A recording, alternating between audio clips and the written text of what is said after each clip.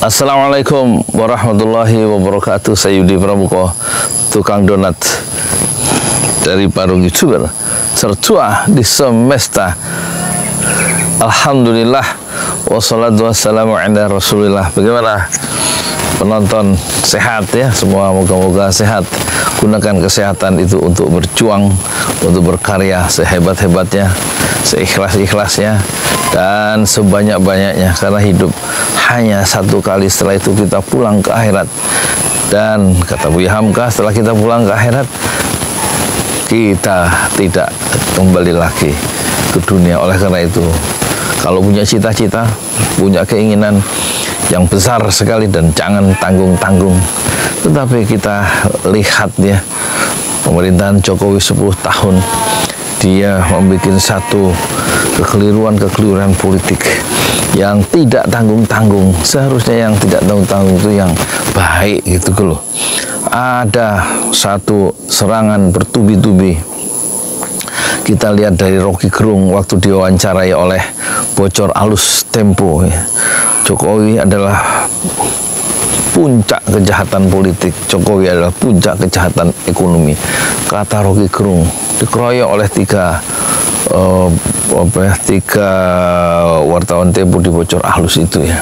Seluruh kejahatan presiden di era reformasi dibanding kejahatan Jokowi itu tidak ada bandingannya. Jokowi itu luar biasa katanya, kata Rocky Gerung ya. Jadi kemudian dia merasa tidak ada warisan yang bagus dari 10 pemerintahan Jokowi. Tidak ada, semuanya buruk di mata Rocky Gerung. Dan kemudian kita lihat lagi ada wawancara Ihsanuddin Nursi, diwawancarai dalam Abraham Samad Speak Up. Itu lebih tajam lagi ya, bagaimana pembahasan dia tentang geopolitik, tentang politik internasional, dan dia mengutip ya persepsi dari media-media asing, dari pengamat asing, bahwa warisan Jokowi selama 10 tahun adalah warisan hitam. Tidak ada warisan yang bisa dibanggakan. Tidak hanya itu, kita lihat Ihsanuddin Nursi dengan artikulasi intelektualnya yang jelas, yang jernih, yang tajam. Dia bisa merumuskan beberapa kekeliruan dari Jokowi, termasuk IKN itu tidak ada gunanya sama sekali katanya, karena tidak berdasarkan studi AMDAL, analisis dampak lingkungan. Tahu-tahu kemudian dibangun sesuatu yang tidak dijanjikan dalam kampanye dikerjakan, yaitu IKN, kereta cepat, dan semuanya memakai anggaran rakyat, anggaran dari APBN, sesuatu yang tadinya tidak mungkin anggaran APBN itu dipakai. Tapi kemudian Jokowi ingkar janji 20%, 19-20% IKN itu akhirnya pakai uang rakyat, dan sudah keluar sekitar 90 triliun, 80 triliun. Prabowo tersisa hanya 10 triliun kira-kira begitu. Tapi sudah 80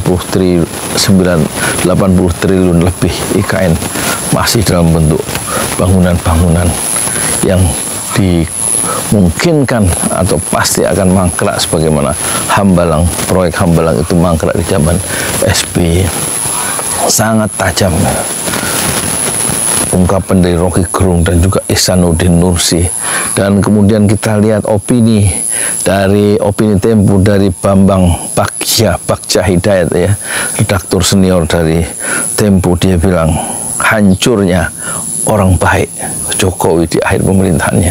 Dulu dilulukan sebagai orang pemimpin rakyat yang tidak terhubung dengan masa lalu, kemunculannya genuine sebagai rakyat, dan kemudian dicitrakan sebagai dekat dengan rakyat, dan kemudian memakai mobil SMK sebagai awal pencitraan, dan kemudian masuk gorong-gorong dan lain-lain. Tapi semua itu akhirnya berakhir dengan hancurnya orang baik, karena keputusan-keputusan politik yang dilakukan oleh Jokowi selama pemerintahannya justru berbanding terbalik, dan tidak membela dan tidak memenuhi harapan rakyat yang akan mensejahterakan rakyat, justru mensejahterakan kelompok tertentu, oligarki dan kawan-kawannya. Itu ada di opini Tempo. Sementara Amin Rais, yang saya lihat semalam dalam Amin Rais, Amin Rais official bahwa Jokowi adalah seorang psikopat yang makin gelisah, dan dia merujuk tentang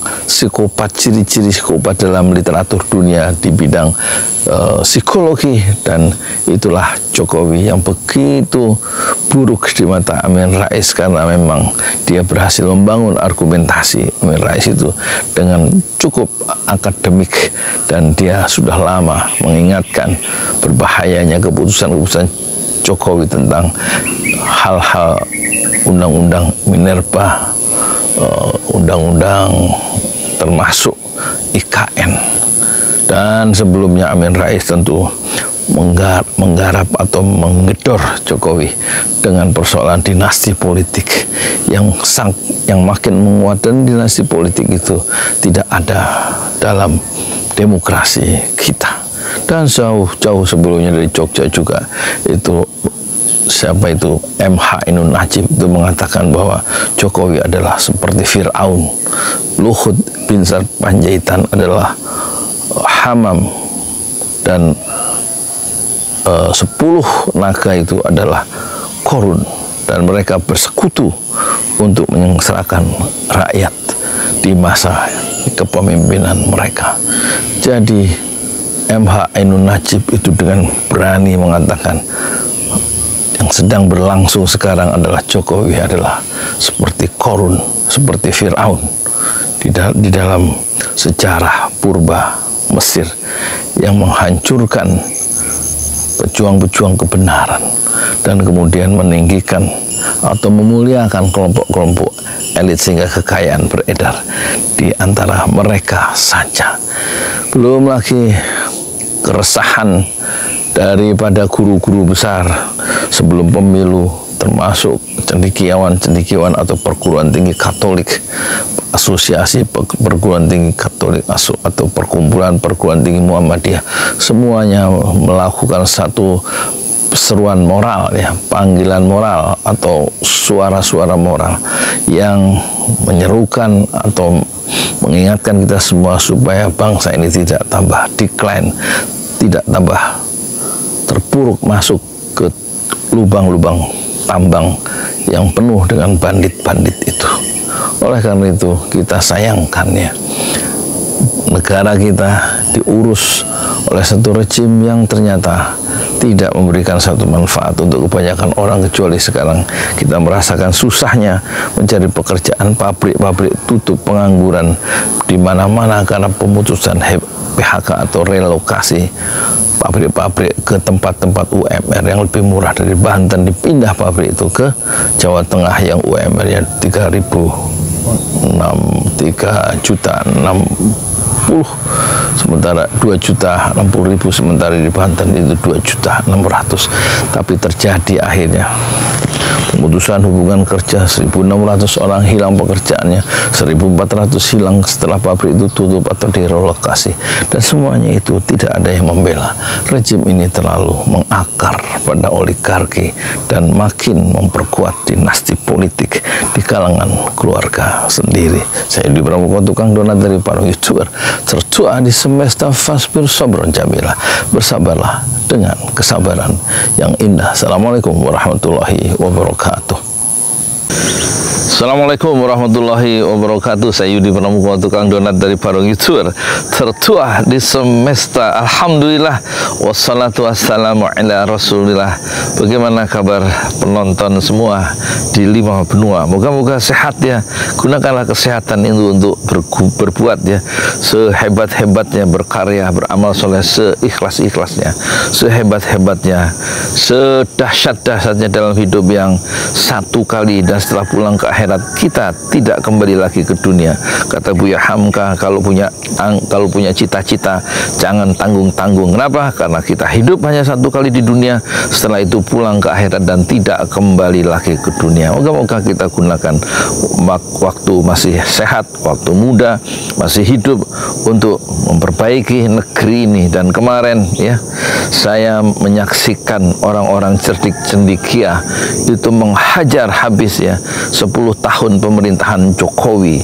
Satu yang saya lihat adalah opini Tempo dari Bagja Hidayat yang Rocky Gerung, dan kemudian sebelum Amin Rais saya baca, saya dengar Ihsanuddin Nursi yang diwawancarai oleh Abraham Samad Speak Up ya, kemudian Amin Rais yang mengatakan bahwa Jokowi adalah psikopat yang makin gelisah.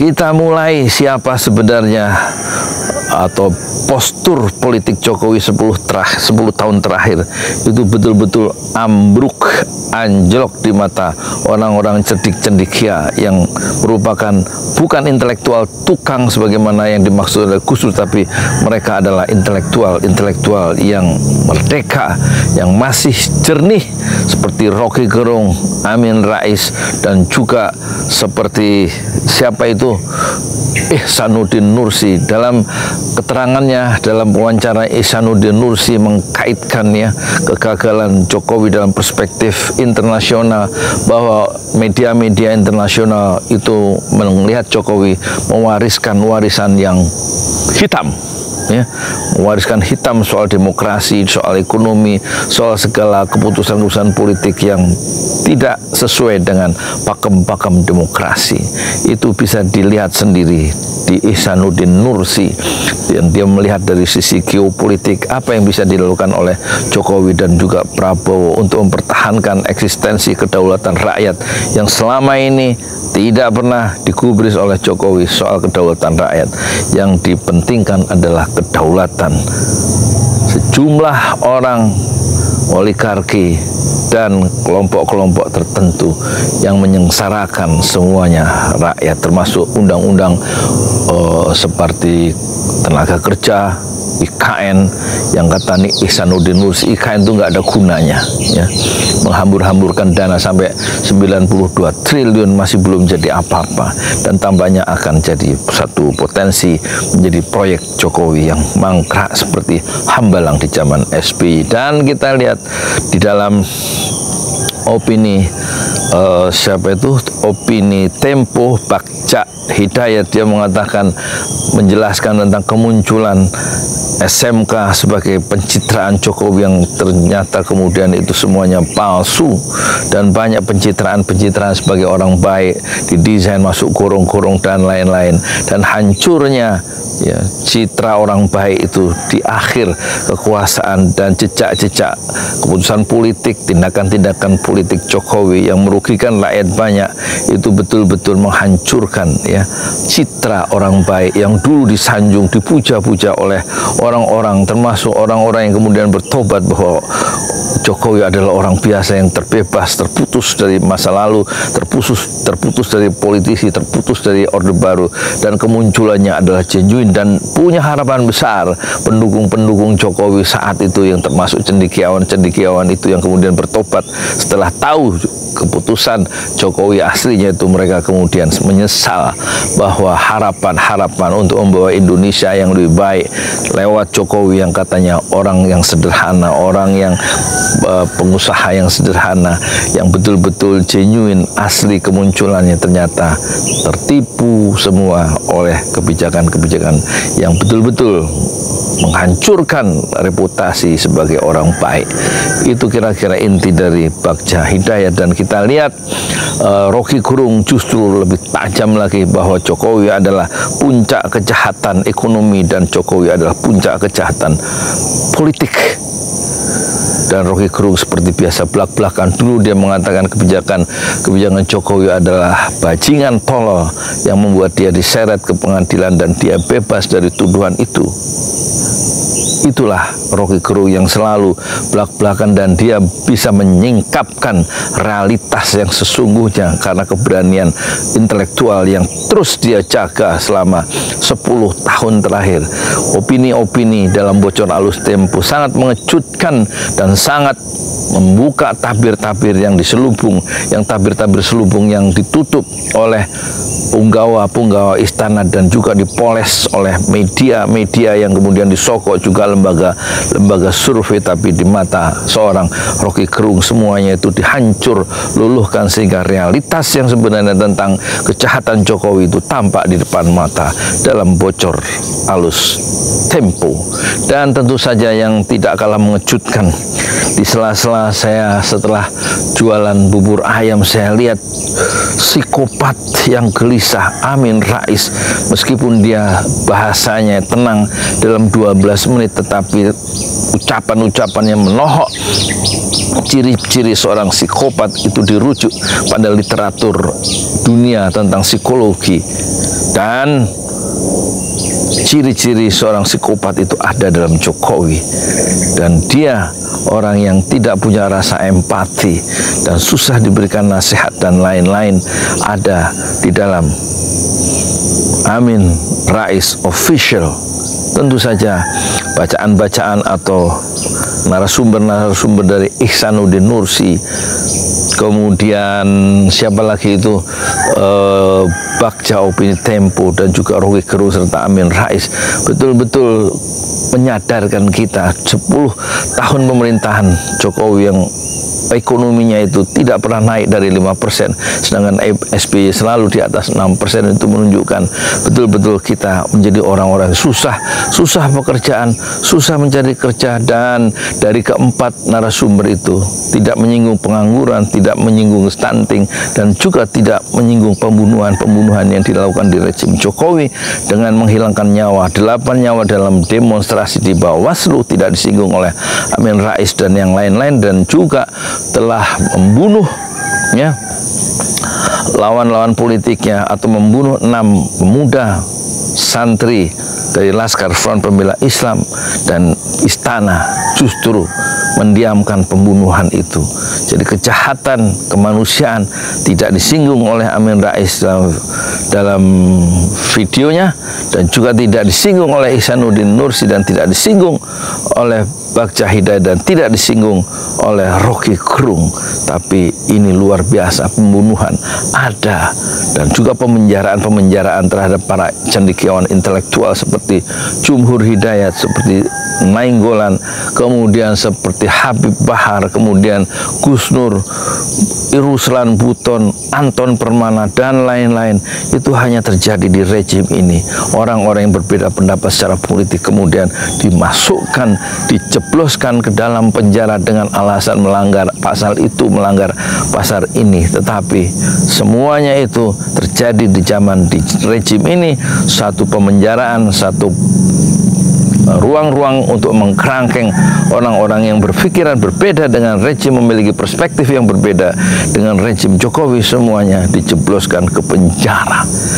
Dan bukan hanya penjara, tetapi pembunuhan itu juga tidak bisa dilepaskan dari tanggung jawab pemimpin nasional di negeri ini. Dan juga yang tidak disinggung oleh Ihsanuddin Nursi, Amin Rais, dan juga Opini Tempo serta Rocky Gerung adalah diasingkannya 3 tahun 7 bulan seorang warga negara bernama Habib Rizik.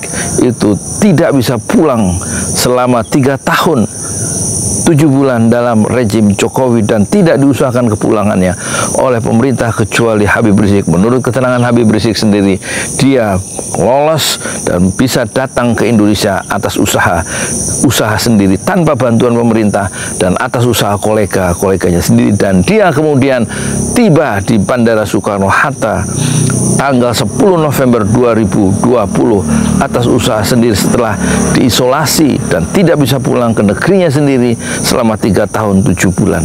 Dan inilah kejahatan-kejahatan yang ada di rezim ini, sehingga ketegangan sosial meningkat, hubungan antar warga, tidak ada kehangatan antar warga negara, kata Rocky Gerung, dan ekonomi merosot, politik terjadi penguatan dinasti politik, mengutamakan paman, ipar, adik atau anak dan lain-lain semuanya berkerumun di sekitar istana ingin mendapatkan kue kekuasaan dan ekonomi karena kekuasaan di tangan segelintir orang, dan kemudian membangun satu dinasti politik. Dan cawe-cawe itulah ciri khas atau satu kata kunci untuk memahami seluruh kebijakan Jokowi di akhir kekuasaannya, bagaimana dinasti politik itu menguat, dan kita ingin bahwa dinasti politik itu segera berakhir karena tidak dikenal dalam demokrasi kita. Inna lillahi wa inna ilaihi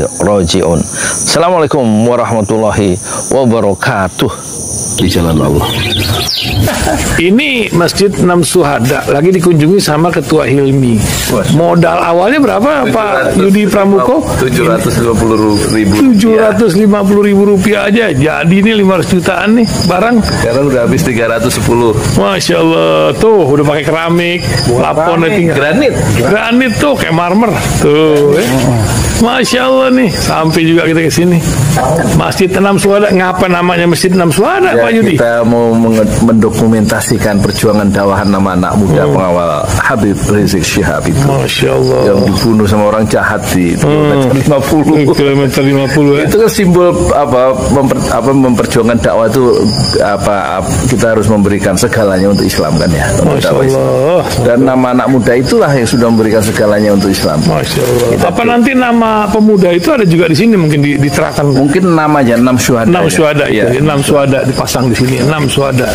Bip Ali, apa yang dikomentarin dari ini semua, Bip Ali? Masya Allah, luar biasa. Dari uang 700.000 kalau pengen ternyata bisa.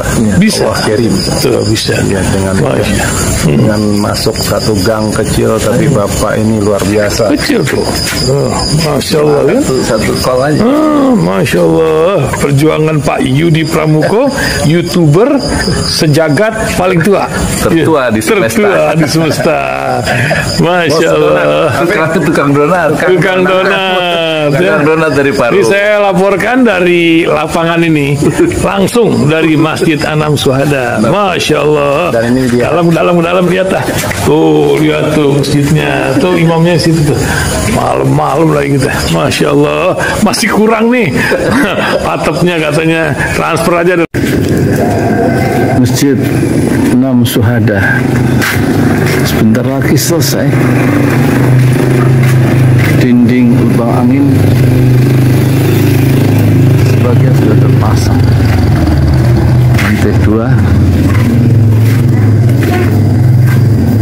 dan kemudian plafon termasuk lantai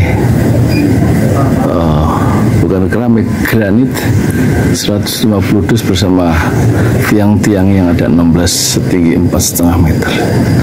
Kemudian finishing terakhir adalah tangga menjebol atap ya, lantai pertama untuk masuk ke lantai 2. Inilah Masjid Enam Syuhada. 2,5 tahun lalu dimulai pada 2 Agustus hari Senin 2021. Tinggal sedikit lagi insya Allah, dan lantainya dari keramik, bukan keramik, granit sudah diresmikan lantai pertama. Nanti lantai kedua lewat sini tangganya jebol untuk masuk ke lantai 2. Inilah Masjid Enam Syuhada yang sangat megah karena dari bahan-bahan pilihan kualitas nomor 1.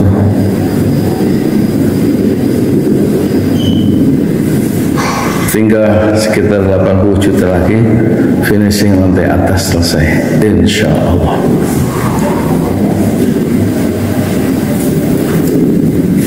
Ya, inilah Masjid Enam Syuhada yang sangat bersejarah ya dalam sejarah dakwah Indonesia modern, insya Allah, karena ini dibangun dalam konteks kezaliman rejim penguasa yang sudah membunuh 6 santri dari front pembela Islam, dan kita abadikan pengorbanan dan perjuangan dakwah mereka sehingga kita sebut namanya Masjid 6 Syuhada. Mereka mengawal perjalanan dakwah gurunya Habib Rizik Syihab, dan mereka dicegat oleh orang-orang jahat di kilometer 50. Saya Yudi Pramuko, tukang donat dari Parung Sugar, tertua di semesta fasbir sabrun jamila, bersabarlah dengan kesabaran yang indah. Assalamualaikum warahmatullahi wabarakatuh.